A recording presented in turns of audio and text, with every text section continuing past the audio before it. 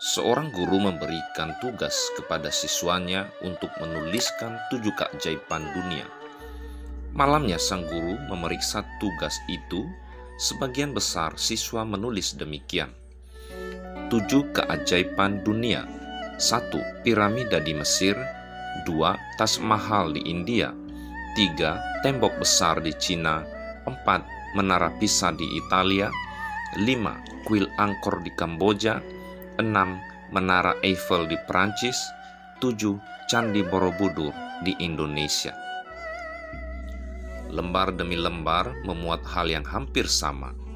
Beberapa perbedaan hanya terdapat pada urutan penulisan daftar tersebut saja. Tapi guru itu terus memeriksa sampai lembar yang paling akhir. Tapi saat memeriksa lembar yang paling akhir itu, sang guru terdiam. Lembar terakhir itu milik si gadis kecil pendiam di kelasnya. Isinya seperti ini: 7 keajaiban dunia. 1. Bisa melihat. 2. Bisa mendengar. 3. Bisa menyentuh. 4. Bisa disayangi. 5. Bisa merasakan. 6. Bisa tertawa. Dan 7. Bisa mencintai. Setelah duduk diam beberapa saat, sang guru menutup lembaran tugas siswanya, kemudian menundukkan kepalanya berdoa, mengucap syukur untuk gadis kecil pendiam di kelasnya yang telah mengajarkannya sebuah pelajaran hebat, yaitu tidak perlu mencari sampai ke ujung bumi untuk menemukan keajaiban. Keajaiban itu ada di sekeliling kita untuk kita miliki dan tak lupa untuk kita syukuri. Apa yang kita cari dalam hidup ini? Kita hidup di kebun, kita merindukan kota. Kita hidup di kota, merindukan kebun. Kalau kemarau, kita tanya kapan hujan. Di musim hujan, kita tanya kapan kemarau. Diam di rumah, inginnya pergi.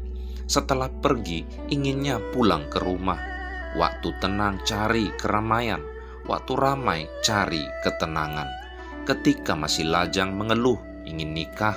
Sudah berkeluarga, mengeluh belum punya anak. Setelah punya anak, mengeluh betapa beratnya biaya hidup dan pendidikan.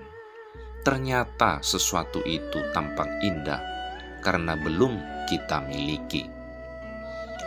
Kapankah kebahagiaan didapatkan kalau kita hanya selalu memikirkan apa yang belum ada, tapi mengabaikan apa yang sudah kita miliki?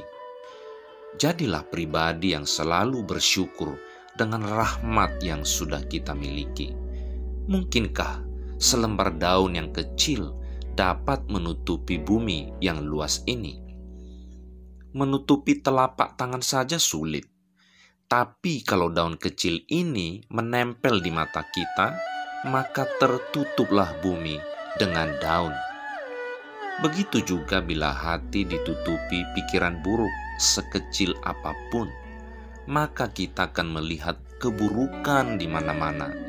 Bumi ini pun akan tampak buruk.